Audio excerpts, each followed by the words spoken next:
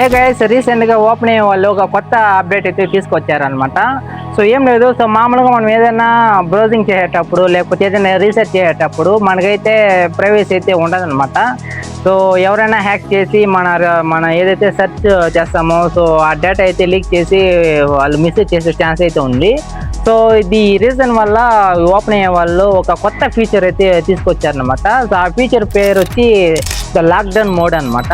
So దీనివల్ల ఎక్కువ ఎందుకు యూస్ అవుతుందంటే, మనం ఏదైనా సెర్చ్ చేసేటప్పుడు లేకపోతే ఏదైనా బ్రౌజింగ్ చేసేటప్పుడు ఈ మోడ్ అయితే ఆన్ చేసుకొని సెర్చ్ చేసినామంటే మనం ఏదైతే సెర్చ్ చేస్తామో, మనం ఏదైతే బ్రౌజింగ్ చేస్తామో ఆ డేటా అనేది మనకు తప్ప ఎవరికైతే కనిపించదు అనమాట. సో ఈ ఓపెన్ అయ్యే వాళ్ళు ఇది ఒక సెక్యూరిటీ రీజన్స్ వల్ల దీని అయితే డిజైన్ చేస్తారు. సో దీనివల్ల అయితే మనకి చాలా అయితే బెనిఫిట్స్ ఉన్నాయి. సో మనం సెర్చ్ చేసేది ఎవరికి తెలియదు అనమాట.